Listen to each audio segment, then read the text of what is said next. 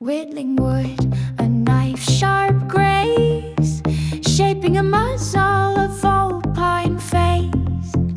Ears perked high, a delicate art, bringing a foxy vision to start. Carving with care, each whisker and snout, striving for likeness, no room for doubt. Foxes, not coyotes, a crucial divide. Orange hue swirling a vibrant tide.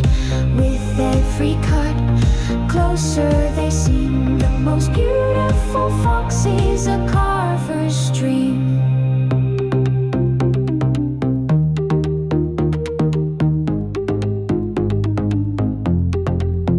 The nose a challenge, a sloping design, capturing cunning, a spark divine.